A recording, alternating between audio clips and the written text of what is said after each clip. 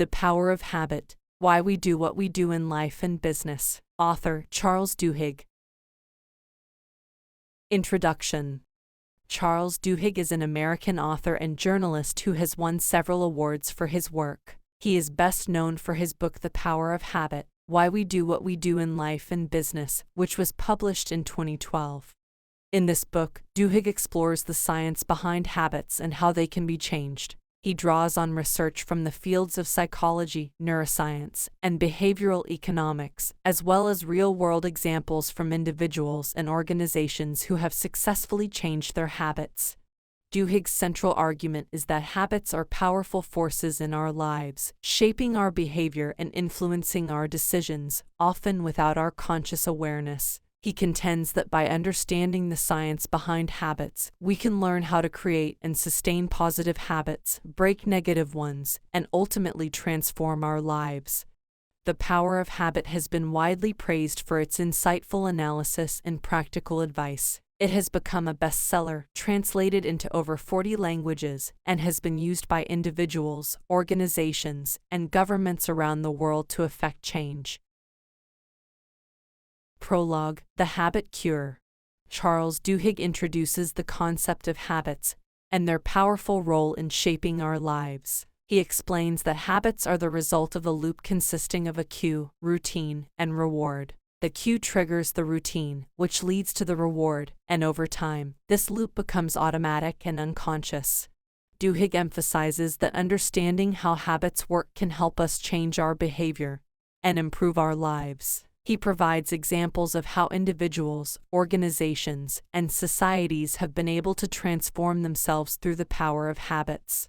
The prologue also introduces the idea of the habit cure, which involves identifying and changing the habits that are holding us back from achieving our goals. Duhigg argues that by changing our habits, we can transform our lives and achieve success in areas such as health, productivity, and relationships. Overall, the prologue sets the stage for the rest of the book by introducing the concept of habits and their powerful role in shaping our lives. It emphasizes the importance of understanding how habits work and using that knowledge to make positive changes in our behavior and achieve our goals. Part 1, The Habit of Individuals. Chapter 1, The Habit Loop, How Habits Work. In the first chapter, Charles Duhigg introduces the concept of the habit loop, which consists of three parts: the cue, the routine, and the reward. He argues that by understanding how these components work together, individuals can learn to change their habits. Duhigg provides examples of individuals who have successfully changed their habits by identifying the cue, routine, and reward. He explains that the cue is the trigger that tells our brain to go into automatic mode and which habit to use. The routine is the behavior itself, which can be physical, mental, or emotional. The reward is the positive reinforcement that the brain receives after completing the routine. Duhigg explains that habits are formed through a process called chunking, where the brain groups together a series of actions into a single routine. This allows the brain to conserve energy and focus on other tasks. He argues that while habits can be incredibly powerful, they can also be changed by altering the habit loop. Duhigg provides an example of how he personally changed his habit of snacking by identifying the cue, the routine, and the reward. He then replaced the routine of eating a cookie with the routine of taking a quick walk, which provided a similar reward of distraction from boredom. Duhigg also discusses the importance of belief in changing habits, arguing that individuals must believe that change is possible in order to successfully alter their habits. He provides examples of individuals who have successfully changed their habits by creating a sense of belief and community around their efforts. Overall, Chapter 1 provides a foundation for understanding how habits work and how they can be changed. By breaking down the habit loop and providing examples of successful habit change, Duhigg sets the stage for the rest of the book. Chapter 2, The Craving Brain, How to Create New Habits. Charles Duhigg explores the concept of the craving brain and how it can be used to create new habits. He argues that habits are formed because the brain associates a particular behavior with a positive outcome, and it craves that outcome. Duhigg provides examples of individuals who have successfully created new habits by identifying the craving that is driving their behavior. He explains that by understanding the craving, individuals can find healthier ways to satisfy it and create new habits. He also discusses the role of willpower in creating new habits, arguing that willpower is a limited resource and that individuals must use it strategically in order to create lasting change. He provides examples of individuals who have successfully created new habits by focusing on one specific behavior at a time and gradually building up their willpower. Duhigg also discusses the importance of small wins in creating new habits. He argues that by setting small goals and achieving them, individuals can build momentum and create a sense of accomplishment that fuels further habit change. Finally, Duhigg provides examples of individuals and organizations that have successfully used the concept of the craving brain to create new habits. He discusses the example of Alcoa, a company that successfully improved safety by focusing on a single habit, workers reporting every injury, no matter how small. By creating a sense of community and ownership around this habit, Alcoa was able to create a culture of safety throughout the organization. Overall, Chapter 2 provides a framework for creating new habits by understanding the role of cravings and willpower, setting small goals, and creating a sense of community around habit change. By providing examples of successful habit change, Duhigg shows that it is possible to create lasting change by focusing on one behavior at a time and using strategic willpower. Chapter 3: The Golden Rule of Habit Change: Why Transformation Occurs. Charles Duhigg introduces the Golden Rule of Habit Change and explains why transformation occurs. He argues that in order to change a habit, individuals must understand the underlying reasons for the behavior and the rewards it provides. Duhigg provides examples of individuals who have successfully changed their habits by identifying the rewards that drive their behavior. He explains that by identifying and changing the rewards, individuals can create new habits and break old ones.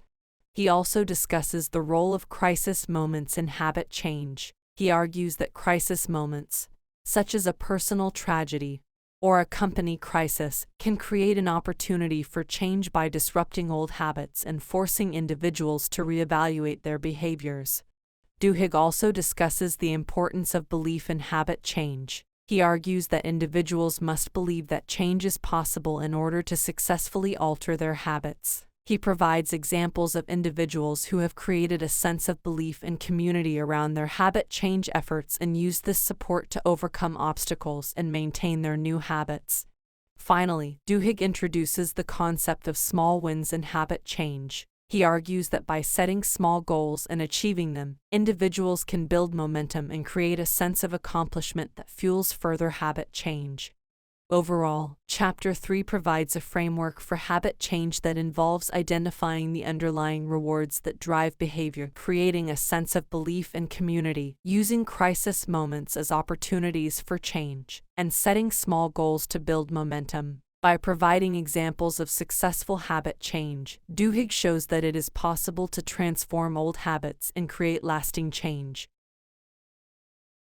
Part 2: The Habits of Successful Organizations.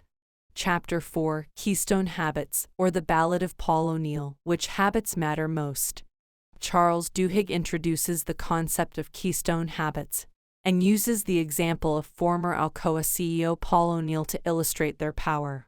Duhigg defines keystone habits as small changes or habits that people introduce into their routines that unintentionally carry over into other aspects of their lives. He argues that these habits have the power to create a chain reaction of positive change in an individual's life or within an organization. He uses the example of Paul O'Neill, who made worker safety his top priority when he became CEO of Alcoa. By focusing on worker safety, O'Neill inadvertently created a culture of accountability and transparency throughout the organization. This culture of accountability led to improvements in other areas, such as quality control and productivity. Duhigg explains that keystone habits work because they create a sense of agency and momentum. When individuals or organizations identify and focus on one keystone habit, they are able to create a sense of control and agency over their behavior. This feeling of control leads to a sense of momentum, which can carry over into other areas of their lives or organizations. He provides other examples of keystone habits, such as regular exercise, which can lead to improved eating habits and better sleep, or keeping a food diary, which can lead to increased mindfulness and healthier eating habits. Overall, Chapter 4 highlights the power of keystone habits to create positive change in an individual's life or within an organization. By focusing on one small change or habit, individuals can create a sense of control and momentum that can lead to a chain reaction of positive change in other areas. Chapter 5: Starbucks and the Habit of Success When Willpower Becomes Automatic. Charles Duhigg uses the example of Starbucks to explore the idea of chunking and how it can lead to the formation of good habits that become automatic. Duhigg explains that chunking is the process of breaking down complex behaviors into smaller, more manageable routines. He uses the example of making coffee to show how Starbucks was able to chunk the process of making a latte into a series of smaller, automatic routines that their employees could follow without thinking. By breaking down the process of making coffee into smaller routines, Starbucks was able to create a sense of consistency and reliability in their stores. This consistency created a sense of trust and familiarity among customers, which in turn led to increased loyalty and sales. Duhigg also explores the idea of willpower depletion, which is the idea that willpower is a finite resource that can be exhausted over time. He argues that by creating automatic routines through chunking, individuals and organizations can conserve their willpower and make better decisions throughout the day. He provides examples of how individuals can use chunking to form good habits in their own lives, such as breaking down a complex exercise routine into smaller, more manageable steps. He also explains how organizations can use chunking to create automatic routines that lead to success. Overall, Chapter 5 demonstrates the power of chunking and how it can lead to the formation of good habits that become automatic. By breaking down complex behaviors into smaller routines, individuals and organizations can conserve their willpower and create a sense of consistency and reliability that leads to success. Chapter 6: The Power of a Crisis: How Leaders Create Habits Through Accidents and Design. Charles Duhigg discusses how crises can lead to the formation of new habits and how leaders can intentionally design crisis situations to create positive change. Duhigg argues that during a crisis, individuals and organizations are forced to change their habits and behavior in order to survive. He provides examples of how individuals who have survived traumatic experiences, such as plane crashes or natural disasters, often report that the experience changed their lives for the better by helping them to reevaluate their priorities and form new habits. Duhigg also discusses how leaders can intentionally design crisis situations to create positive change. He uses the example of Rick Rescorla, a security chief at Morgan Stanley who designed a series of emergency drills in the World Trade Center in the years leading up to the 9/11 attacks. Rescorla's drills helped to save the lives of many employees during the attacks. Duhigg explains that leaders can create positive change by intentionally designing crises that force individuals and organizations to change their habits. He provides examples of how organizations such as Alcoa and the U.S. Army have used intentional crises to create positive change and form new habits. However, Duhigg also warns that crises can be dangerous if they are not handled properly. He provides examples of how leaders who have mishandled crises have caused lasting harm to individuals and organizations. Overall, Chapter 6 highlights the power of crises to create positive change and the importance of leaders in intentionally designing crises to create new habits. It also emphasizes the need for leaders to handle crises carefully to avoid causing harm. Chapter 7: How Target Knows What You Want Before You Do, When Companies Predict and Manipulate Habits. Charles Duhigg explores how companies use data analysis to predict and manipulate consumer habits, with a focus on the example of Target. Duhigg explains that companies collect vast amounts of data on their customers' purchasing habits and use this data to predict future purchases and send targeted marketing materials to specific individuals. He provides examples of how companies like Target use data analysis to identify trigger products that are likely to indicate major life changes, such as pregnancy or moving, and send targeted marketing materials to these customers. Duhigg also explores the ethics of using data analysis to manipulate consumer habits. He argues that while data analysis can be used to create positive changes, such as helping individuals form good habits, it can also be used to manipulate individuals into making purchases they may not otherwise make. He provides examples of how companies have been criticized for using data analysis to manipulate consumers and emphasizes the need for companies to be transparent about their data collection and usage practices. Overall, Chapter 7 highlights the power of data analysis in predicting and manipulating consumer habits and raises important ethical questions about the use of this data. It emphasizes the need for companies to be transparent about their data collection and usage practices and to use data analysis responsibly to create positive changes rather than manipulate individuals. Part 3: The Habits of Societies. Chapter 8: Saddleback Church in the Montgomery Bus Boycott, How Movements Happen. Charles Duhigg explores how movements are formed and sustained by focusing on the examples of Saddleback Church and the Montgomery Bus Boycott. Duhigg explains that movements are formed when a small group of people with a shared belief or goal come together and start to form new habits and routines. He provides examples of how individuals at Saddleback Church formed a community around their shared belief in Christianity, and how the leaders of the Montgomery Bus Boycott formed a movement around their shared goal of ending racial segregation on public transportation. Duhigg emphasizes the importance of social habits in forming and sustaining movements. He explains that social habits, such as group meetings and shared rituals, help individuals feel connected to a larger group and reinforce their commitment to the movement's goals. Duhigg also explores the role of weak ties in forming and sustaining movements. He explains that weak ties, or connections between individuals who are not close friends or family, can be important in spreading ideas and recruiting new members to the movement.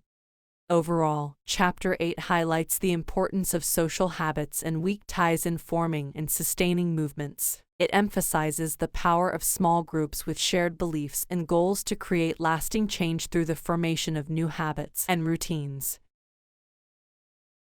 Chapter 9: The Neurology of Free Will. Are we responsible for our habits? Charles Duhigg delves into the question of whether we are truly responsible for our habits by exploring the neurology of free will. Duhigg explains that our habits are formed in the basal ganglia, a part of the brain responsible for automatic behaviors. He argues that while our habits are initially formed through conscious decision-making, they eventually become automatic and unconscious, making it difficult to break free from them. Duhigg also explores the role of free will in forming and changing habits. He argues that while free will is limited, we still have the ability to make conscious decisions and change our habits through repeated practice.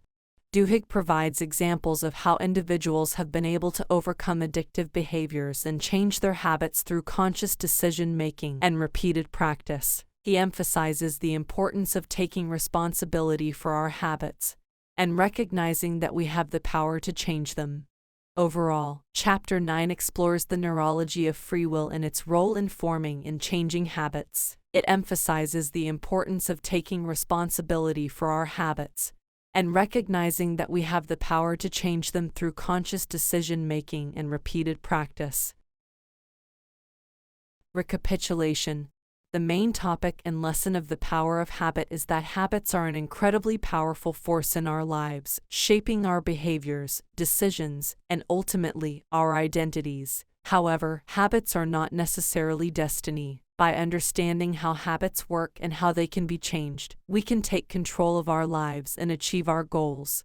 The book explains that habits are formed through a neurological loop that consists of a cue, a routine, and a reward. This loop creates a powerful feedback loop in our brains that reinforces the habit and makes it increasingly automatic over time. However, by identifying the cue and reward associated with a habit and experimenting with new routines, we can change the habit and create new, more positive patterns of behavior.